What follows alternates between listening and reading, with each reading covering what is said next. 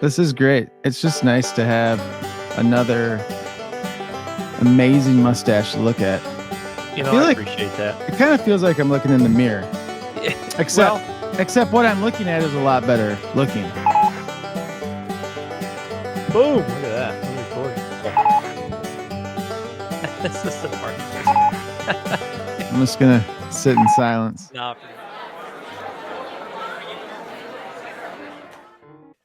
Welcome to Josh Murray Reactions. Thanks for being here today. I've got this dude with a sweet mustache here to give an interview, and this has been a long time coming. We've talked about it a lot, but this is Andy. He is my cousin, and I'm happy to have him here today. So, Andy, I'm going to introduce you real quick. Here's what I've got written down, and you can correct me in where I've gone wrong. This makes me nervous if it wants to sound better. So, Andy is a husband and a father. You attended Spring Arbor University, correct? Yes. You've got a major in Christian ministries and a minor in Christian education. You were previously a youth pastor, associate pastor, and now you run a nonprofit called Certain Hope Community. And I think I hit it all. Was I missing anything? I mean, that's the highlights. That's the highlight reel. So good. So thanks for finally doing this with me. I think this is gonna be fun. This is great. It's just nice to have another amazing mustache to look at. I appreciate that. It kind of feels like I'm looking in the mirror.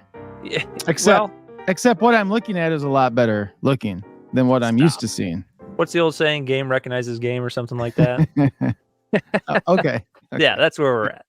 You are though. Yours goes the distance. Mine comes and goes a lot. Like mostly goes. That's true. Yep. There's a lot of go, not much but there. It can come back quick.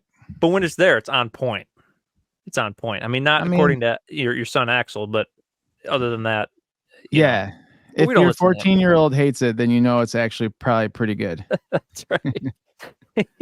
He's gonna look back in 30 years and have his mustache and be like, "Yeah, exactly." Yeah. Set the precedent. Well, cool. Well, hey, let's just get right into it. So this is going to be our actually first episode of Tell Me Your Story. And so we're going to go through anything from just your upbringing and that type of thing to faith and family, fatherhood. I want to talk about Certain Hope Community a little bit at least, and get a feel on that. But so let's just start out with, tell me just a little bit about your upbringing. Where are you from? Your parents, siblings, all that stuff. Yeah, I'm the youngest of three. I grew up other side of the state in a little town called Milford. It's about 45 minutes from Detroit. So a lot of people like to say, like, when you're over there, like, yeah, I'm from Detroit. No, you're not. Yeah. Like, not even close. Right. So we weren't even close, but that's what kind of people relate to. So grew up there my whole life, went to church there. Pretty typical upbringing, kind of boring. Like I said, like it's just nothing crazy.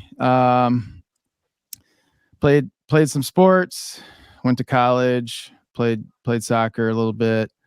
Met Laura, and then my dad died of pancreatic cancer while I was in college. How old were you? I was in my 20s, I think. I don't know. Okay. I'm terrible at those dates, but so yeah, got married year or two later, and then was working at the church, lived at the house in the church, the parsonage. The parsonage, that's like church talk right there. That's right. Not everybody knows that's parsonage. Yeah. They think that's something in territory, but actually I lived there. Like that's the house that I've lived in as an adult. So like my whole married life until we just moved over to West Michigan a couple of years ago to start Certain Hope Community. So I don't know your whole married life. What's that? You've been in the same house your whole married life until now. Yeah. Yeah. And now I live with my in-laws. Oh. And which is fine and great, but obviously trying to find a house is a little tricky. Yes. On a good day, and then you add in like having a daughter in a wheelchair makes it a little trickier. But so I don't remember what you asked me, but I just that's okay.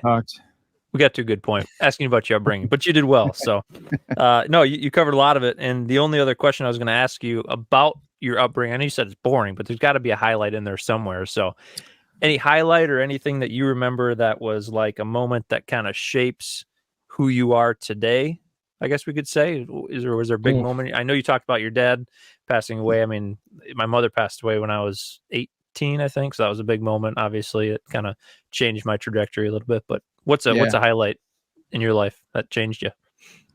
That's a brutal question. And in my childhood, we'll say 0 to 18. How's that? 0 to 18. I would just say, like, quickly, like the first year of college, we're gonna skip the major part, but I had an awesome roommate that for the first time in my life was cool and a Christian, and I'd never seen that ever played out. And like just a really great guy. So I had him as a roommate, and that kind of changed me and shaped me. And obviously still friends today, but played soccer with him too. But that's just always a moment, like, you know, God had us be there for a reason, and right. It was pretty cool. You realize that Christians could actually be cool sometimes, huh? It's rare. But yes, it can. There's a few of them out there somewhere. Exactly. Oh, that's too good. Awesome. So you talked about your family a little bit. You've got obviously your wife, and then you've got your 4 kids. Walk us through their ages, names, that type of thing. Yeah, I got 4. I got Axel, who's 14, Riker, who is 12, Briley is 11, and then Briella is 8. And March, Briella's getting older, and then April, the boys are getting older, so those numbers will all change again. But yeah, fun age. Yeah. Man, do you have as much trouble remembering birthdays as I do? I only have 3. You have 4. I'm pretty good. Like, I know the months. And then so what I ended up doing was a little dad hack is I laminated a card, and I have it in my wallet, and it just says their birth dates and year, because the years are the hard part. Like when you go to the doctor, if they're not with you, I'm like, I don't know. Yep. Okay, I don't even know how to find out. I'm not kidding. I go through like these terror spells of going through the drive-thru to pick up the prescription when our kids get sick or something, and they ask their birthday. I'm like, okay, 5, 6, 7. Okay. Then you get the looks. Yep. Are you really the eye rolls? Okay. Oh no, you're just a dad. Okay. Yeah. Good thing he has a mustache. I feel like there's a funny video reel to be made right there just off of that. That's awesome. So obviously your kids had a lot to do with starting Certain Hope, and I want to get into that a little bit. But so walk us through that. I mean, you obviously have the challenges of having a daughter in a wheelchair. Just that in itself is difficult and comes with its challenges. But just walk us through that, and then how that kind of shaped your experience with that, and then leading that into Certain Hope. Yeah, so we had 3 kids. Our youngest has some severe disabilities. And so, like, when you have 3 kids, like yourself, like, you're pretty confident, right? Like, at this stage in the game, when you have 3, you know, like, what you're doing. You're like, okay, I understand it's, you know, they're just going to poop for the first 3 years and then eat. And that's like, and then cry, and then that's it. And then you kind of understand how it goes. So you're like, 4 is no big deal. Well, our 4th was kind of a big deal, and it all, like, ultimately, like every kid changes your life. It just was changing our life in a way we weren't totally prepared for or aware of. So she came out. She's got a rare, super rare chromosome disorder. Not even a name for it. You know, your brother's got Down syndrome. That's pretty popular. Like, everyone knows Down syndrome. And there's so much research and studies, and it's great because you're constantly, but this has no, like, I wish there was a name that you could be like, oh, it's this. Am I wrong in saying that there's only like a few people, handful of people in the world that have had this? Yeah. So there's no one has it exactly like Briella. Like, it's her 4th chromosome on part of, like, I don't get into all the genetic stuff because it hurts my head, but like the way she has it she's the only one, but there's other people in the world that have a duplication of their fourth chromosome. It just like plays out differently in every single one. Okay. So that's what's tricky. Wow. So yeah, she comes with a lot of challenges. She's nonverbal. She can't hold herself up. Like, she totally needs like 100% of care 100% of the time. So it's can be a lot. Yeah. Yeah, feeding tube, ventilator at night. Like, I'm watching her on her screen right now because she's got alarms and stuff. She wears a pulse ox, and the vent's has all the stuff, the sensors. If you disappear all of a sudden, we know why you're leaving. Absolutely, yeah. So yeah, she's got, I mean, there's tons of, she's got more than just like that one diagnosis. She's got like all sorts of stuff, like a partial corpus callosum, which gives, what? Exactly. Yeah. So it's the piece that connects the two hemispheres, and it's supposed to be pretty consistent and thick because it's connecting them. Hers isn't. Hers is real thin and not consistent. And so I mean, I could go on and on, but anyways, yeah. So we were thrown into the world of disabilities without being asked permission, just kicked in the deep end. And thankfully, being a pastor, I was a pastor for 17 years till we moved. But yeah, we had a good support being at the church in that community. But we soon realized there's so many families that have kids with disabilities that just are isolated, and way more than you would like typically think. They're hurting. They're in a bad place, not just because of the kid, but because of all the extra stuff that comes with it. Yeah. And so we thought, let's try and get these families together and see what happens. So we randomly just invited some families we knew, because when you have a kid with disabilities, like you have a big presence on Facebook. Like, everyone kind of connects to everyone, but it's Facebook. Sure. So it's different than in person. So we're like, we want to do in-person events, and we did one, and it was like kind of a rainy day. So like not a ton of people showed up. And then we did a few the first year, and then the next year, you'll never guess what happened. COVID. Oh, my goodness. Yeah. So I was like, what a great way to keep trying to do that. Yeah. So we did one event in 2020 at like the end of, I don't even know if you can say it was, I think it was the end of COVID, but that's speculation. Everybody has a different endpoint for that. Exactly. I don't want to go down that road, but we had one event because it was just a headache. Like, everyone was like, are you going to do this? Are you going to have, we're like, you know what? This is what we're going to do. If you want to come. But anyways, that kind of opened our eyes to like the reality that, man, there's a lot of people that just really crave community. And so we kind of had the secret. We kind of knew, like, the X factor for us is like, we've got this faith and this hope in Jesus, and we've got this community, and we see how they come together, and it's like your mustache, like a beautiful thing, right? Just magnificent. You just love it. It's almost perfect.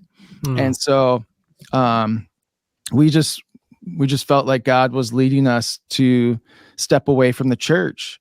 And so we prayed, fasted about that, and God made it clear, like, your time's up. I want you to go and do this thing that, by the way, you know nothing about, you've never done in your life. You're going to like start over from scratch and start this nonprofit. And so we did, and it's been wild and awesome. So yeah, that's kind of how we got. That'd be a big step, like being pulled out of the church and being such a big part of a ministry in a church for that long, and then that was feel my that life. Pull, like, yeah. I mean, after college, that's all I did. And so you're ripped, like your identity. I felt like my identity was like taken from me in a way, right? Because that's, I mean, that was it for me. And then now all of a sudden it's gone. Like, it's not. And it wasn't a bad thing. It was just so different. Yeah. Like Yeah. I feel No, this it's is like, amazing. And like I have to give you some kudos and a shout out right now because I am personally have always been just uh I've always appreciated how well you have taken your desires and what you want and that and set it aside not only for Briella but just for your family and just putting everything aside and being unselfish and sacrificial. And I think you are in a way just an example to other men around you of what it looks like to be sacrificial to your family daily. And I commend you for that. And I've enjoyed well, watching you do that. So I appreciate that, but yeah, know that I'm a disaster. we are Every all single day. disasters. I am a hot mess. Emphasis There's no on such mess. thing as doing it right. So that's great. So like you're able to get this community of people together and I mean, just thinking about it for 2 seconds, you realize that the need that could be in that community, Yeah, not only just helping people understand how to do this life that they're in now, but also just maybe the emotional help, the spiritual help.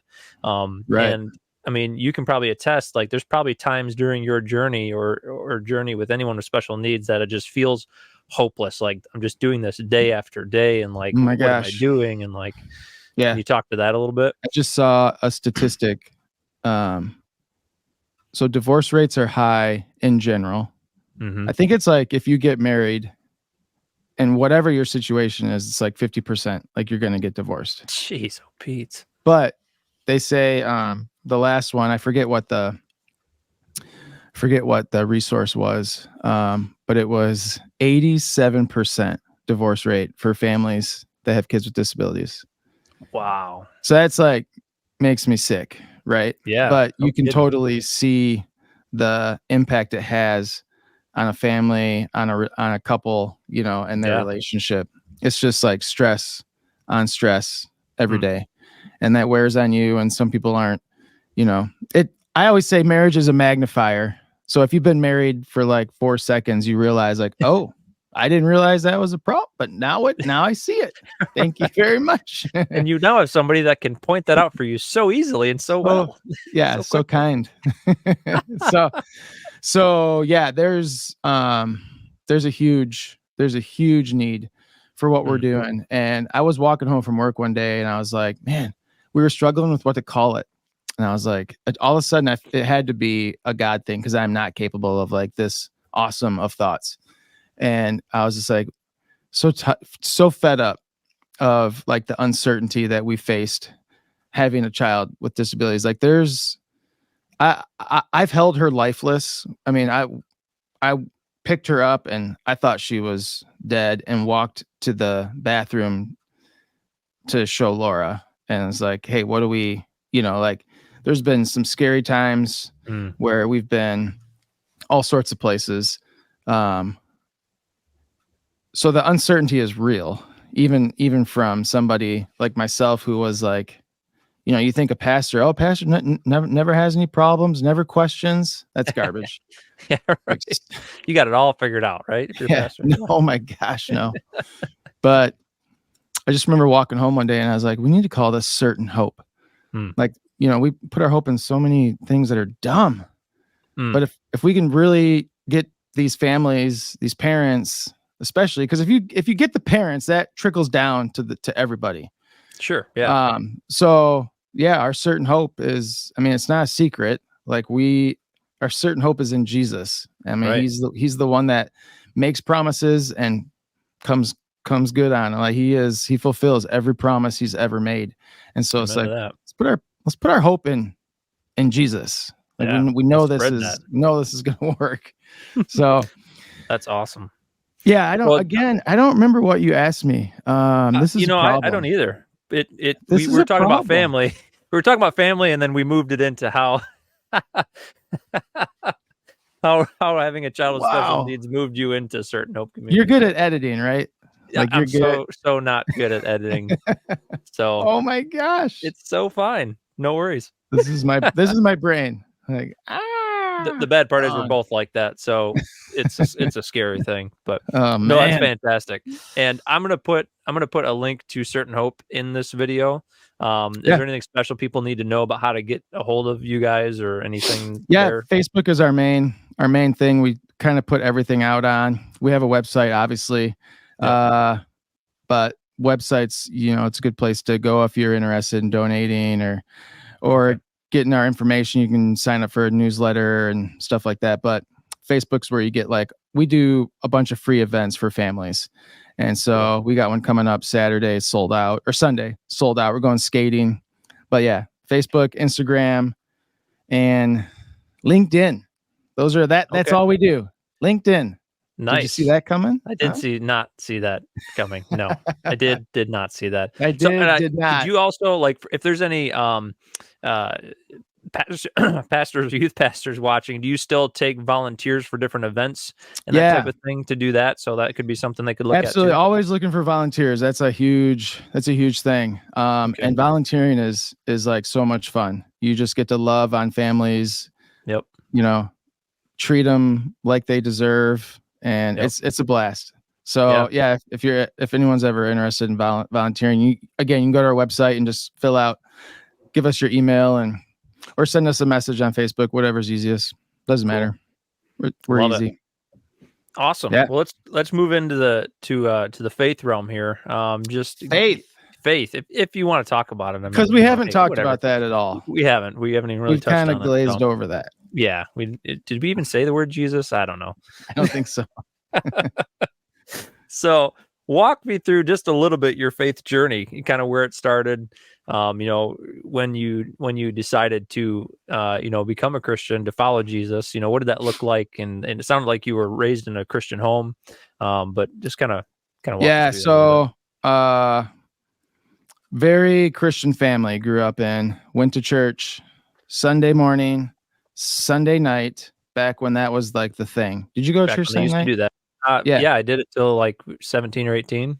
Yeah, Sunday night was I was allowed to wear jeans on Sunday night, but it was and then you could request any hymn you wanted. Yes, request nights. Yeah, it was prayer requests and hymn request. It was a dream come true. It was the holy of holies. Not really. I would fall asleep just as fast Sunday night as it was Sunday morning. So Sunday, 2 times Sunday, and then Wednesday. We were at the church. I grew up Christian. I don't know if you've heard of Awana. Have you heard of that program? I have. Yep. It's been around a while. In it. Yes. Oh yeah. So I went. Are you? I don't want to brag, but I did go to the Awana Olympics. Wow. Yeah, I know. Woo. I think all of our kids have gone to that too. So that's impressive. But I'm kidding. Where I come from, it's basically a state championship. It's the Christian Olympics. And we didn't win a thing. It was great. Anyways, so I was at Awana when I was 8 or 9 years old, and I just heard one of the speakers kind of scare me out of hell.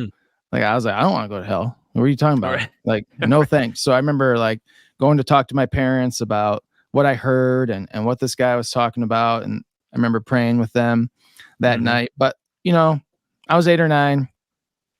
Not much of a life change happened at that point. High school, I would say I didn't really get into my faith much. I went to youth group I went to the missions trips, but it was I struggled with caring so much about what people thought. Sure. So not a lot of people at school knew I was a Christian. I was a soccer player, so I played varsity all 4 years. So in order to be cool, you can't talk about that stuff. That's what I thought. So really struggled with it. And then even in college, the first couple of years, I just when I talk with my buddies who I was roommates with and played soccer with, is that's our biggest regret. I can say it. Is we wasted a lot of years. Not because we had a lot of fun and we did a lot of dumb, but we just wasted so many opportunities to challenge each other in our faith and grow. And we could have done some big things, and that was hard, but it comes back to that roommate I had. His name was Greg, and he God had me there for a reason, and he was only my roommate for a semester, but it smacked me in the face, and I just was I want to be like this. I want to be like this guy. Like you can be funny, you can be cool, because that was important to me for whatever reason at that point. Yep. You can be athletic and play on like, good teams and hang with the jocks and still be a Christian and talk about your faith. I'm like, what is happening? I've never. And so, yeah, ever since then, I kind of got my act together. Again, I'm a hot mess, but things changed after I had that roommate. It wasn't perfect by any means, but it got me on the right track. And then I had one professor say to me, hey, you have a lot of talent, but you're wasting it on like really stupid things. I was okay. Wow. I'd gotten suspended a couple times from college. Had to write a letter to get accepted back into college. Just like it. Wow, I got to hear these stories at some point. No, you I haven't heard don't. these I'm stories sorry. yet. My mic's it's not working. I gotta go. But I had a professor call me out and he was like, hey, imagine if you turned all this dumb energy that you're wasting and put it towards something that had eternal value. And I was like, what? Wow. Yeah. You are wise. Like I didn't know it at the time. I was such a punk that it didn't register with me, but it always like stayed with me. Right. Like I always remember that. And in my ministry, working with high schoolers, I would say that same thing. And I would say, hey, listen, this was me. I didn't want to hear this, but I'm going to say it. I'm glad that professor called me out, took me to McDonald's, got me, I think I had a McChicken. Like that's how memorable it was. like no one remembers a McChicken. They're disgusting. That was back when they were 50 cents. So right. Exactly. No, so, that's great because it's amazing how many times you need a good punch in the mouth sometimes by a good mentor or somebody that to get you back on track like that. And that's probably a lot of people's stories. For sure. It takes it takes like a couple of key relationships and key people to get you where you need to go. I think that's awesome. Yeah. That's fantastic. Well, good. So you kind of already answered the question, I think, just in your statement, because I was going to ask you, like, if you could look back at your younger self, what advice would you give yourself? But I mean, I think you kind of answered that. Yeah, I don't have time for that. Time? There is like so much. I can resonate, man. I was in the same boat. It was like I cared too much what people thought about me, so I didn't really talk about my faith much or take it seriously. Yeah, and how's wasted that happen, a lot of you years. think?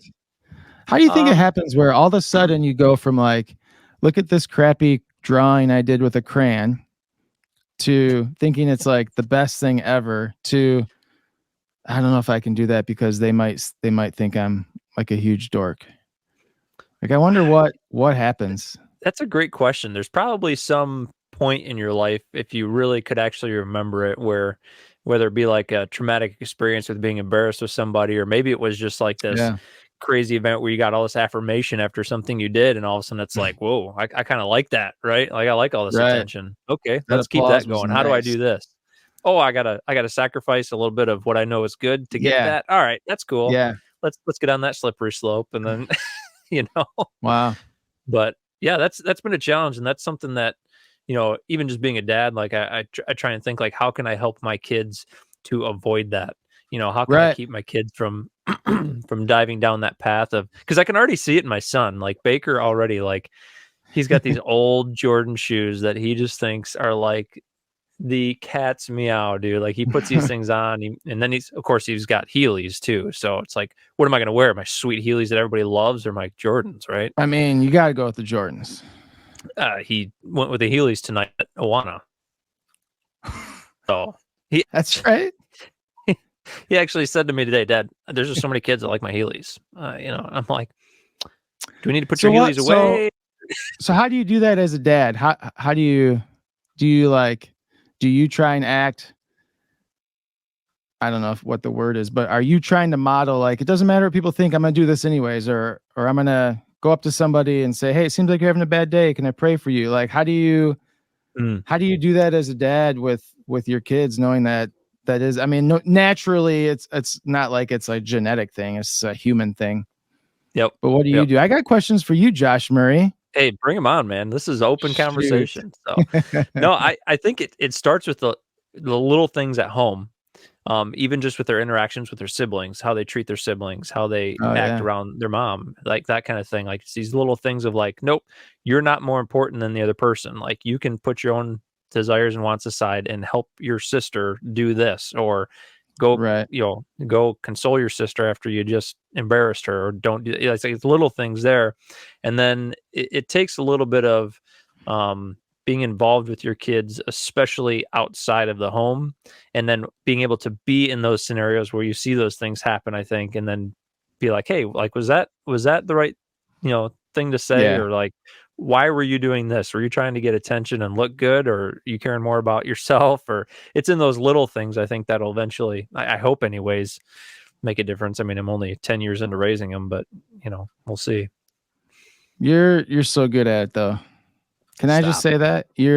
No, I'm not trying to just this isn't your mustache. I'm talking like you're so good. You're so involved with them and I see you teaching them and it's awesome. I love it. You inspire me to be better. I appreciate that. It's and I think that's that could lead us into a whole other conversation, but that's something even with your community that you started, that men specifically I think need more, is that you need somebody challenging you, just like your professor saying like, hey, you're Yeah. wasting your life right now. Like you need good men and good friends that can say, hey, like Right. you're Why don't you wasting your have a time, or mustache? you're right. Yeah. Like, what have you been doing your whole life? And why don't you want to be successful? Grow a mustache. Like it's that simple. Exactly. But just getting So men together to just to have that and be better dads is so important. yeah. But men And men are like there's we are so stubborn. Like, do you yes. notice that? Yep. Oh yeah. So like Yep. so with Certain Hope community, we do events for moms and we do events for dads separate because it's hard to get both of them together without, Yeah.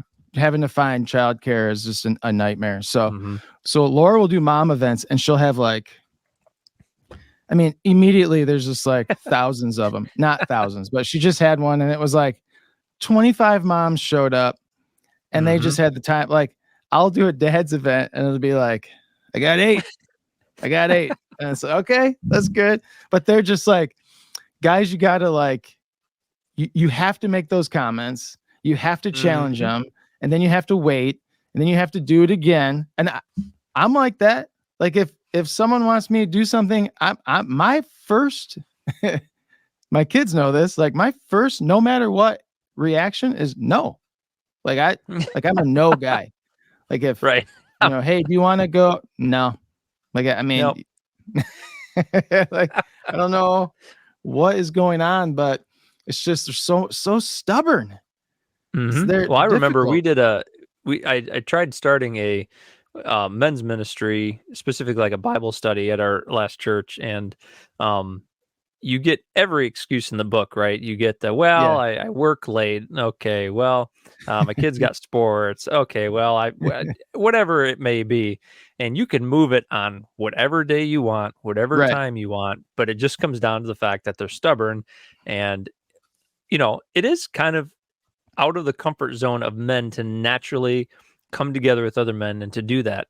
And I'll say it was for me when we first did it, because um, I didn't see that modeled growing up necessarily very well, Yeah. of men getting in community with other men, you know, steel sharpening steel, that type of deal, right? And so maybe to the last question you asked, we do some men's things through our church, and I always try and bring Baker along whenever I can, Oh, just that's because I cool. want I want him to see interaction between men, and I want him to see dads and adults and how they Yeah. converse with each other, so he can kind of see that. But maybe that's part of the problem too, is that there wasn't a lot of that wasn't modeled very well for maybe a lot of us, Right. how to have good relationships with other men, because when we hear the word relationship with another man, right, we're like, oh, that sounds terrible, like what do but like, Texting has definitely helped though. Would you agree? Like what did you say? What did I say? yeah, I didn't hear what you You said. you cut out. That was awesome. I questioned your question. I said texting has definitely helped. Don't you Yes. think? Like, because Yep. like again, like I hate phone calls, but texting's fine. Yep. And it seems like some guys you like talk more and deeper through text than you do Yeah. any other Yep. time. Yep. It's crazy. That's Like true. you are a stud and you get up on Fridays at like too early o'clock to play basketball in the morning and you're like, you should come play. And what did I say? No, Never. actually not. What? I'm like, why do people do stuff like that in the morning? So, anyways, all that to say, guys are kind of bums. It just takes some work and some fighting, but I think that's worth it. You know, Yeah. whatever area you're in, I think it's worth it to bring some other guys along. And Right. Right. So, leading on from that, what would you say, maybe in the realm of just being a dad in today's world, what's the biggest challenge that you face being a father, husband in today's day and oh, age? did you ask me like 4 questions in one? Pretty much just pick one and just roll it. It'll be fine. Yeah, I You can answer think a different question. It'll be fine too. It's whatever. that's what I've been doing. um, yeah, I think with being a dad, I think the social media is a huge problem. I think it's way more of a problem than we lead on to believe. Mm-hmm. And I think that's going to have some long-term damage that we're What do you not. do in your family with social media, by the way, if you don't mind me asking? Like, how do So you, like with your kids, like, how do you regulate that? yeah, so 0 of my kids have social media. My oldest son, Saucy Axie, At has Saucy Axie. is it Saucy Axie? Yeah. I He think has so. a YouTube channel, and that's You the should check it extent. out. I'll put it down in the description. Right. What is his? Uh-oh. What is it? Is it at Saucy Axie? Is It's that it? at Saucy Axie. Yep. Yep. Um, He's been a special on my YouTube from time to yeah. time. I'm such a great dad. I know my son's That's YouTube. right. Dang it. I got to put that on the laminated card. But that's the extent of like social media. And I turn off the comments on that even. Like I don't Which I I think don't is want smart. I don't want any interaction because Yep. it's dumb. Like it The is YouTube comment world is ridiculous. pretty harsh. Oh my gosh. I couldn't imagine if I had all this when I was like his age or like in high school or college. Right. Thank the Right. Lord that it Like the wasn't internet out. basically just came out when we were kids. It's insane. So yeah, I think social media is a huge problem and a huge distraction. You got so many kids distracted now with Yeah. video games and stuff. It's hard. And like Dude, you got so many parents distracted by video games and social media right now too. they're the worst. we They do just not got have our mustaches. we just got our kids a Switch for Valentine's Day. Oh, nice. Because that's when you get like good gifts, right? Valentine, like it's Well, Laura's I mean, yeah, favorite. everybody goes all out for Valentine's Day for their kids. It's actually Laura's favorite holiday. She just loves to like love on other Really? people. Yeah, not Oh, not okay. the not the romantic part of Valentine's Day, but like she likes to like have people over and like make a big dinner and like go all out like that. So we this year we're like, let's get our kids something, and so we got them this Nintendo Switch, and they're like, dude, that's crazy. See what happens when you limit screen time and you limit that kind of stuff? You get them something that's simple and they're like, Oh my whoa. gosh. I know. It's like, hey, listen, you guys can only play for like 5 hours today. You know, it's like, what? No, I need to play more. And they start shaking and twitching Turning and into doing this. savage animals. It's insane. But yeah, there's just so many more distractions. Like when I was a kid, I'm sure everybody says this. Like I remember specifically walking home from school, throwing my bag in the door and saying, Mom, I'm home, walking right back out and playing outside Yep. until dinner was ready. 100%. And Didn't there was have homework in that bag that I was not doing because I was please. jumping on my Huffy and running down the road to my buddy's house. I mean, that's what we did. Like it Yeah. was outside all day. Played 100%. played in the road in the subdivision. I mean, grew up in the subdivision where there's like tons of kids like our age. It was just it was crazy. Yeah. Basketball games galore. And now it's like, guys, maybe we should like go outside for a couple minutes so we aren't. You go outside, it's like, what is that bright thing in the Yeah, sky? I can't. It's like my light right here. Like it's so bright. Like you can't even look at it. It's insane. So that's tough. The other thing is like we try and be very intentional just about talking with our kids about everything. Yeah. Because we want them to hear it from us. We want them to come to us with questions. We want them to know that, we're safe. They can tell us anything. And you're not really, I mean, you can't surprise us with your questions. Trust us. We've seen it all. Yeah. So we try and be intentional with that. And that gets more fun, let me tell you, when they get older. Oh, I can't wait. We're only a few years away from the teenage years. It's not even YouTube appropriate what comes out of their mouth and my mouth to start a conversation, but it is awesome. After you there's been times I'm like, Laura, you won't even believe what I just talked about. Like this is can I?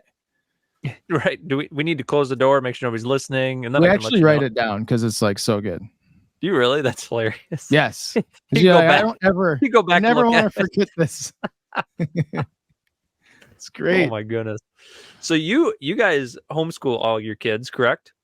Yeah. So, Briella, she goes to public school, but it's not as consistent. But yeah, we've only homeschooled for like 3 years. So okay. Gotcha. And so what was that transition like for you? What was the it was awesome. The catalyst that made you do it? We just felt like the school was a really gross place, and it felt like so many things were out of our control that we just didn't like it. We didn't like what was being taught. We didn't like, there's a lot, and our kids are hearing things and seeing things, and they're going to school on the bus in whatever 4th grade, 3rd grade, and sit next to the kid that has the iPhone 400 that I don't even have, with unlimited access to everything. It's open like internet and everything. Yep. What is happening? It's insane. So much of that. So we actually were like, Laura always tells the story. She's like, I remember saying I could never homeschool. And she would be like, God, never ask us to homeschool. And then like almost immediately God's like, yeah, I want you to homeschool. That's a dangerous, anything you pray, you say, don't ever make me do this, is a dangerous prayer. So I think we're really praying about it. And then again, COVID hit. So we kind of had like this free trial period. Yeah. And then as kids were going back to school, we like sat everybody down at the table and said, hey guys, this is what we're planning on doing. And you would have thought like I went around and ripped off their left leg and just threw it on the ground in front of them. Like they freaked out. It was like they didn't like it. They were so upset. No way. So upset. But they didn't have a clue what it was going to be and the awesome potential of it. And now they love it. Yeah. I mean, obviously there's days. But teachers are a little suspect, but other than that, other than that, it's fine. I remember one time our kids were at a playground. I can't remember where we were, but it was a nice day at a playground, and it was like a day off for schools. And so all the school kids were there with their parents, and we're all playing. And I just hear one of the kids talking to Baker, like, what were you doing at school or something to that effect? And Baker's like, oh, I'm homeschooled. And he's like, no way. Jealous. Like all the kids on the playground are like, just like, hey, this kid's homeschooled over here. That's right. He doesn't have to do anything. Yeah, I woke up like at noon, started. Right. Yeah. I mean, we like wrote some stuff on a piece of paper and then we're here. So, so great. No, it's great. Awesome. We were the same way. We were nervous to homeschool kids, and especially Laura, just because, I mean, obviously most of it fell on Laura because me working and her being home. Yeah. But it was when Susanna was just going to start preschool. somewhere around there, we started doing homeschool. And I said, if you're going to do it, try it while they're young. And if you like it and if it works for us, let's keep doing it. And we did. And then, especially during COVID, like I was so happy that Oh we my gosh. homeschooled because we have so The many friends. inconsistency of like, hey, you're Yeah. going to Like, school. Oh, nope, we're going to do online. whoops. Oh, wait, Yeah. nope. Now we're going to do Oh, it. Yeah. And so, like, hearing the horror stories from our other friends about just all of that, I'm just like, thank the Lord we did not have yeah. to deal with that. That was just like, if Yeah. for no other reason Yeah. than COVID we did homeschool, I'd be happy. But Right. there's so much more that I'm happy about with it, obviously. But yeah, it was huge. But yeah, and it's been working well ever since. And ours was kind of the same way. Like, schools are going kind of crazy, and just you can't control anything your kids see. And there's that dynamic that we always face, and you hear it from so many people, like, oh, you homeschool your kids so you don't want them to be socialized at all, huh? And it's like, Right. well, have you seen what Yep. the social life looks like right now? So part of me is like, no, I Yeah. don't. I really Yeah. don't. No, But we're homeschooling. Like what is this? That's what you're saying. Like what do kids do everywhere you go? Like out to right. eat. Like you Yep. can't It's just the stop big it. black rectangle everywhere that we just stare at. I went to Dumb. a restaurant the other day when my family went down to Florida for a week. So I was here and then I met them down there for the second week. But I had a week to get a whole bunch of house stuff done. Sure. But I Yeah. picked House one stuff. day. Yeah, a bunch of house stuff, YouTube. Anyways, and so I went to this cool brewery that I'd never tried before, and I'm sitting there getting my food, actually working on a script for a YouTube episode, Uh-huh. working hard. Was this And before or after the house stuff? right, exactly. And so I'm literally sitting there and I look over and there's a family, and it's they're probably my age. They have 2 kids and a baby, and the 2 kids are sitting there, and I'm not kidding. They're just like, they've got their phones, they're turned up super Yeah. loud, and they're just watching them. And then the lady's got the baby, and like the 2 people are talking, but like the kids are just like this. And then the food comes, and then they put the phones down, they eat a little bit, and then it's like they just pick the phones back up and go down like This is that. insane. And I was just like, Did they is this ever like family dinner nowadays? Or catch you staring at them? I don't know. I don't think so. I wonder Maybe if they're like, hey, there's a creepy guy with a mustache in the he's just corner staring at us, on his computer. taking notes and looking at us. I'm not saying you're creepy. I'm just saying Right. like that situation could. Sure. Yep. But my heart almost broke in a sense that I was just like, and I try not to judge because I don't know their family situation. Maybe there's something to where like this is the only minutes they get to have them. I don't know, but Right. statistically speaking, that's usually not the case. And so my heart kind of broke, especially for the kids, even because like I don't know about you, but dinner time a big priority in our family, at least dinner time, right? Like we try and sit around the table together. We try, like that's our interaction time. We talk about our day, whatever. Like it's a big part of it. And like just to think that that could be consumed by just watching a black rectangle and then just chowing some food down is like, man, do you know what you're missing out on, or it's what crazy potentially you could be doing, Did you have dinners at the table growing up? Was that a thing for you? Yeah, actually we did. Okay. Especially earlier, like once I got into like high school and stuff like that, I got less and less because so my parents separated when I was in, I think, late middle school, somewhere around there. And then so that kind of changed the dynamic a little bit. It was much less once they did that, and we were just living with our mom, and so it was less at the table. But early on it was, Okay. And so we only did it like Sunday afternoon if we didn't go out to eat. We like never sat at the table.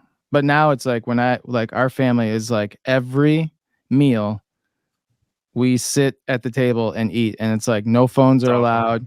And we annoy them, and they're like, you have to ask somebody an open-ended question before you can be done, and they roll their eyes so hard, but they love it. But it just seems like that's such like a foreign thing. We had a friend over who's like our age, and she had her kid here, and she's like, oh my gosh, this is so nice to like sit at a table and eat and talk with people. I'm like, it's crazy. You can buy a table like anywhere, almost.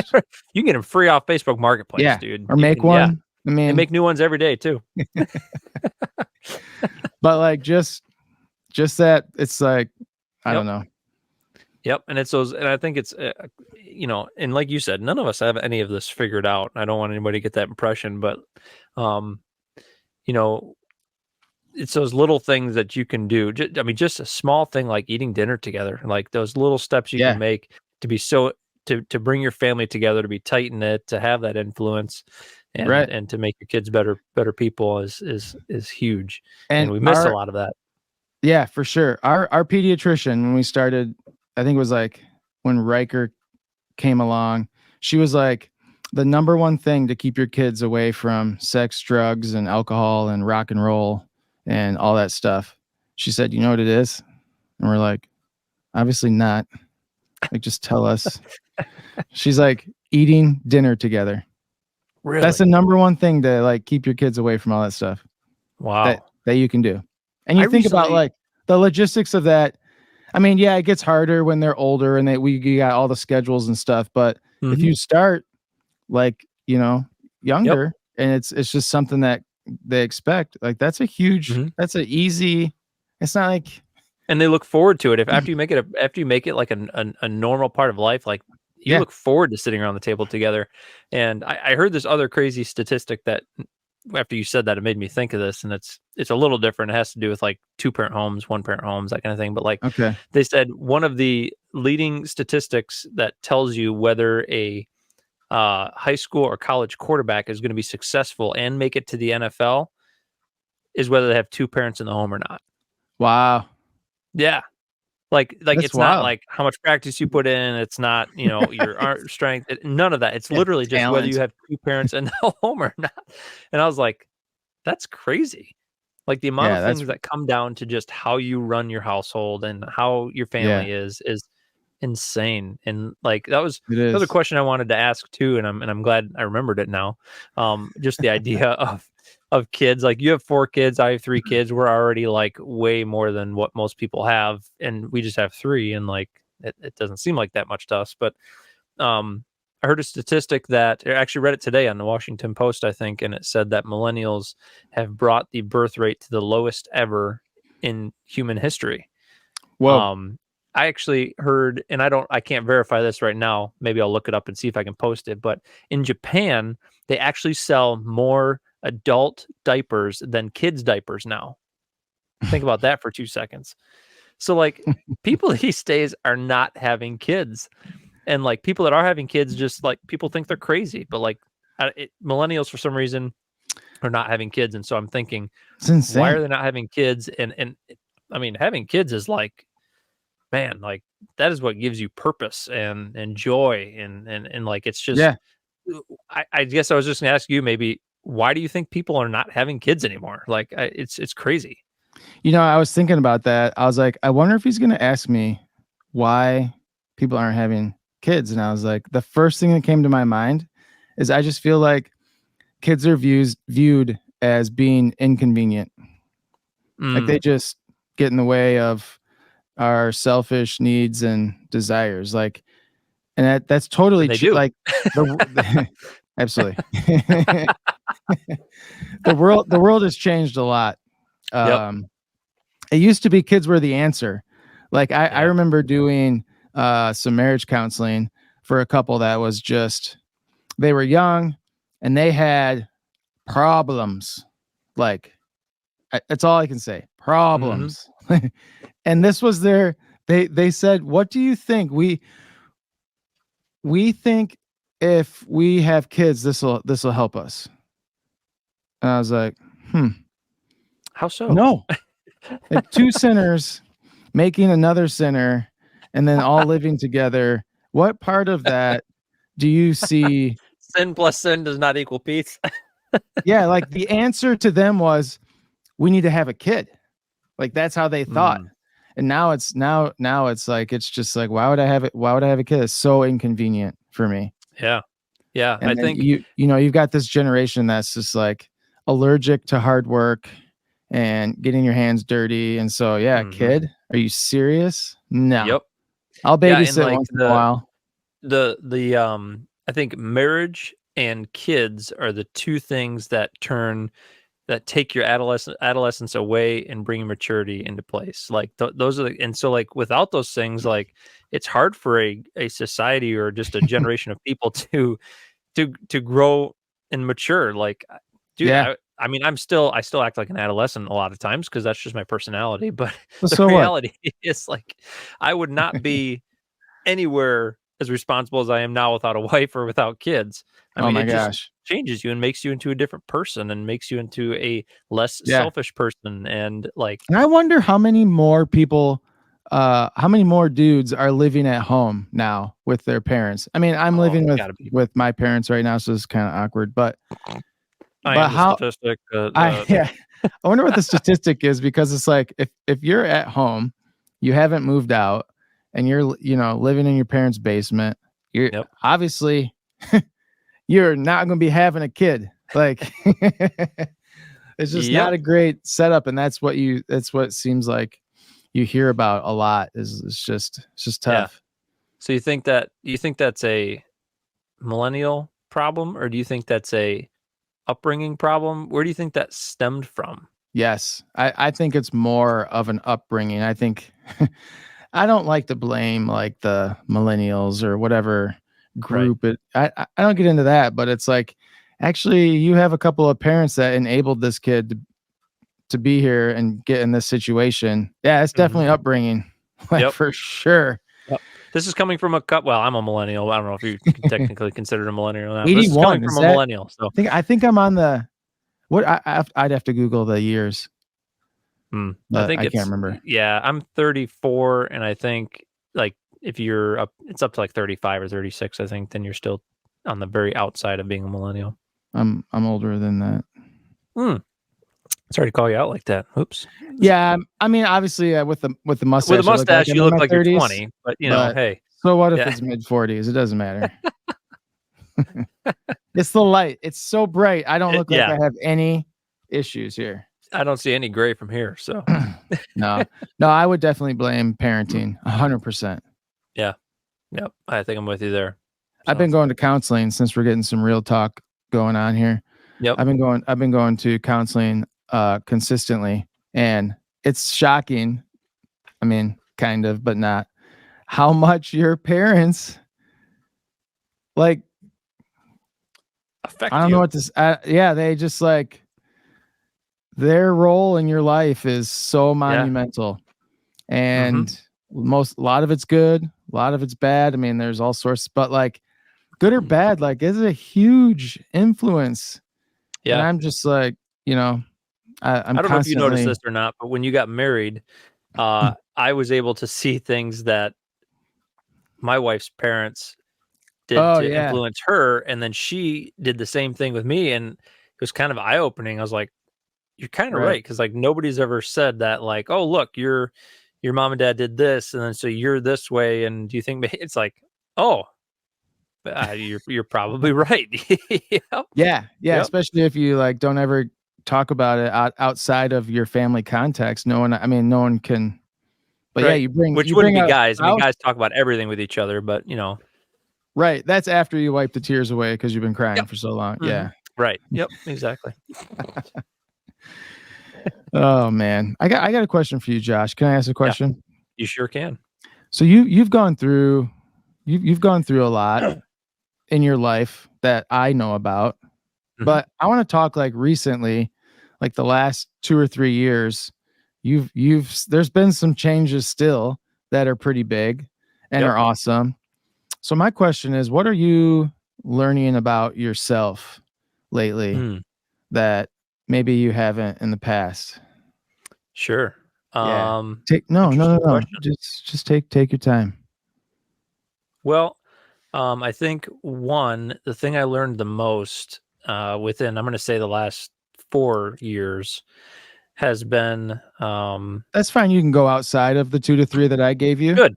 Yeah, Good. yeah, go Yeah, for that's it. fine. I assumed that was okay. The thing I learned the most was what I thought was listening to where God wanted me to go was more listening to my selfish desire and what I thought was good rather than what God actually wanted for me. Right. Wow. And so I think in the past I've chased money, I've chased status in workplace. I've chased all of those different kinds of things with the excuse in the background of I'm good at it, so God must be wanting me to do this, Oh right? man. And not listening really to the Spirit correctly. Wow. What did somebody say? Somebody said, "Do you think you've never been fully satisfied in what you're doing because you really haven't listened to what God wants you to do because it might cost you something?" And I was like, Oh "Thank you." boy. So that's what initially led me out of, I was working this job that was, it was like 60, 65 hours a week. Like I didn't see my family very much. Like it was just insane. And like, Yeah. but I was making really good money. So like in my mind, I'm like, okay, I'm a dad, I'm a husband. My job is to provide, bring money home. I'm doing that. We're good. Like that's, Right. here we are, and, and then I ended up leaving that job to start working with youth at our church that we were at, Yes. and it was like, oh, okay. And there was obviously a process there of God really working in my heart, and putting this in front of me and saying like, listen, it's not about what you bring home. It's not about how nice your house looks. It's not Mm, about how comfortable you are. In fact, if you're really comfortable, you're probably not working as hard for me as you should be. And so, dang. Pastor it Josh on the kind of mic. pushed me. So he pushed me into that, into doing youth ministry when I really, I always said, I'm never going to teach a Sunday school class. I'm never going to be any of this. Like that's for somebody else. And then, of course, here we are. But so it was really learning how to actually listen and follow where God wants you to go rather than chasing your own selfish desires, even when you don't really realize, like, it's not just like I'm selfish, so I'm going to go get this job. Like you legitimately sometimes think like this is what God wants me to do, right? Yeah. And but your selfishness maybe covers that up a little bit, and so that's probably the biggest thing that I've learned in the Which last. is huge. Yeah, yeah, I yeah. Oh, mean, it's life. When you leave a job that I was almost like I was literally close to making six figures, and I was like, this is like yeah. I never dreamed of making that much money. Right. To going into ministry, which obviously just makes so much money. Like you're obviously Again, super yeah, rich six when you go six into figures. Yeah. but it's like, Every youth you know, pastor. yeah, yeah. And so like the thing that always stuck out to me was uh oh boy, I'm gonna mess up the scripture reference, but tomorrow has the problems of its own, only worry about today, and the idea of just asking God for your daily bread. And that Yeah. Just say if that's like Old Testament or New Testament. Then you can't. yeah, who knows? It's in the Bible. Yeah. Whatever. You're good. But legitimately being okay saying it, if I'm where I'm supposed to be and where God wants me to be, I can't really look at that number and let that dictate what I should be doing. Instead, I should be saying, God, give me enough for today. You worry about tomorrow, I'll Yeah. worry about today. Right. And that's a hard thing to do, when you're a For dad and a sure. father and thinking that you need to take care of your kids, you need a roof over their head, you want the best for your family and your kids, and then to look at them and say, hey, let's be poor. I mean, why not? That's next And level. yeah, And so money's like that. That's a hard thing. Like to just mhm, say, nah. Like you said, yeah, like, yeah, let's you know what? Let's make almost nothing. Like right, that's stupid. yeah. Let's But sell this that's big house and buy something else. And but that's kind of what you get. Like Jesus is like the master at like flipping stuff upside down, right? mm, yep, Like yep, like that's yes, kind of a good sign. Like I'm gonna give up all this money and do this and almost make nothing. That's not something that like the human like being a human all by yourself, you don't just make that decision on your own. Like right, you always gravitate towards I'm gonna, you know what, that would be dumb. I'm gonna go towards the money, like right. somebody who Because you has a tell brain. yourself like, well, God's given me a brain, so I'm going to just use common sense here and say that I Right. shouldn't be doing this. But Oh my and, gosh.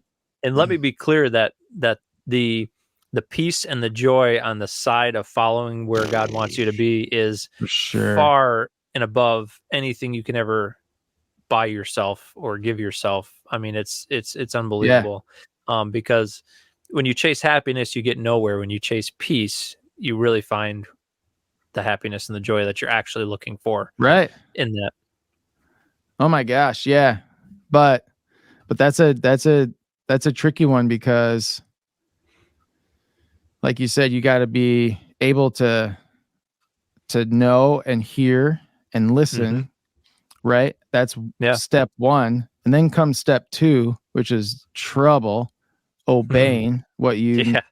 are feeling like God's telling you to do. And Yep. then after that, it's like it's like who was the guy that split the Red Sea?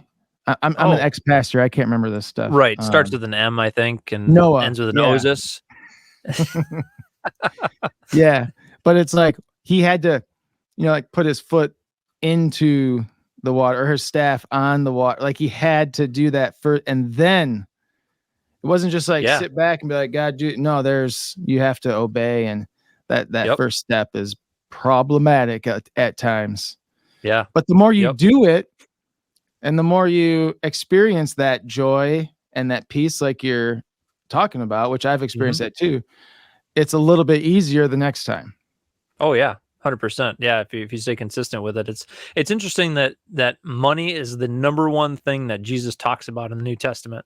Yeah. I mean, like there's more talk about money by Jesus than anything else. And so, next time you go to church and Right. your pastor talks about money, don't get mad. He's just following And that's Jesus. like the number one thing pastors don't talk about is money. It's so true. Yeah, Because they're because they're like, all scared to talk about it. I don't want to piss people off. Yeah, we want to keep the money coming in, so we don't, we Right. don't want to talk about it. Get awkward, but Yeah, it's wild. yep. Man. No, good question though. Yeah, I thought I'd throw one at you that you weren't Yeah. ready for. Good. A man like you, though, you got this. Love it. People need to know the real Josh Murray. They do. We just got to watch Josh Murray react to this Right. unsuspected You got question. to see a Josh Murray reaction on the reaction video. Yes. I don't know. I was going somewhere with that. There's something there. It's just we don't want to force it. That's right. That's right. Oh, good stuff. Well, hey, that's what I've got, man. I don't know if you've got any other. I mean, you've got more questions for me. Shoot them out. But don't. Yeah, Don't even. Let's go. But no, it's been fantastic, and let's do it again sometime for sure. That'd be great. I'll come up with I some love new it. questions, and I heard rumors that maybe Mr. Gibson is going to be starting up something on his side, so maybe we can do an opposite on your channel if you get something rolling. Who knows? Yeah. Certain Hope's going to be doing something sometime. Does that give you all the details That's you want? super clear, and I know exactly what you're talking about. So no, we really want to venture into like kind of what we're doing, just like talking to other couples that are in the middle of it, and what has worked for them, and just hearing people's story. I always think everyone's story is worth telling. Like it's it can impact so many people. So with Certain Hope, we have we're connected to a lot of families, so it's a cool thing. And yeah, like I said, something will happen sometime at some particular moment, at some point. Knows when. Yeah. Right. That's awesome. So excited. Well, good stuff. Well, hey, I appreciate it. Thanks for being on here, and we'll do it again. Oh, by the way, and again, beautiful mustache. Love seeing it. You know what? You're my favorite. I'm just gonna say it. You're my favorite. Wow, that coming from you, that is an honor. See you, Josh. Sweet, man. Hey, have a good one. Thanks for coming.